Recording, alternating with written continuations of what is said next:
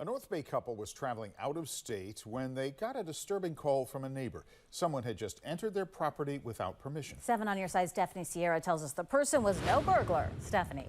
Well, Alma and Dan, this is one of the more unusual cases to come to 7 on your side. A workman came to a home in a cul-de-sac and started tearing out equipment. The only problem? Well, he was at the wrong house. No one was home when a workman pulled up to Chris and Shayna Iso's house on a quiet Santa Rosa cul-de-sac. Knocked on our door. Nobody was home. Instead of leaving, the worker went around to the back of the house, climbed a ladder, and pulled down all of the solar panels that once heated the Iso's swimming pool. I couldn't believe that somebody would do this to our house. I was shocked. The couple returned home to a bewildering sight. The pool solar panels that had been up on their roof were now stacked up in their backyard. The empty brackets were sticking up from the roof. I just couldn't fathom in a million years that someone would go up and take something off of my house. It turns out the worker had removed the panels from the wrong house. He was supposed to take panels off a neighbor's home in the same cul-de-sac, but went to the Iso's house instead. They drove into the cul-de-sac, saw our solar up on our roof, assumed that was the house that they were coming to actually take it off, and started taking off the solar panels. And by the time they completed that, then they realized that they had the wrong house. The worker is an employee of Diablo Solar Services of Martinez, which apologized right away and took blame for the mistake. In a letter to the Isos, owner Brian Raymond wrote, "We made a mistake and we absolutely admit that we trespassed on your property without permission and removed your existing pool solar system also without your permission. We are 100% responsible." But that was about the last thing both sides agreed upon. Nearly 2 years later, the Isos are locked in a dispute with Diablo over how to replace the solar system. Just put it back. Just go put it back. Like, okay, it was a mistake.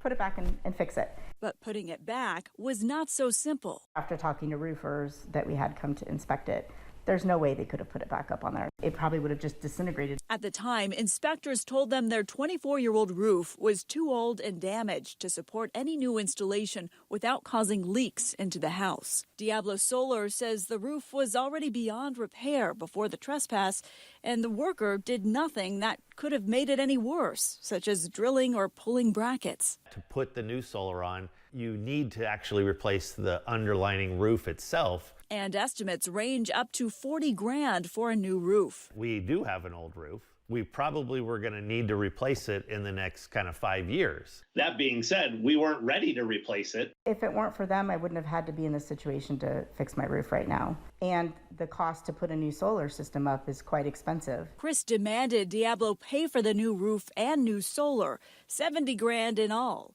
which outraged Raymond, the Diablo owner. He called the proposal preposterous, insulting, and misguided, saying the panel removal did not entitle the couple to a new roof and solar system. Raymond did not agree to an on-camera interview, but in emails to 7 on Your Side, he said in part, quote, "Yes, we removed the solar system, but we did not damage the roof in any way.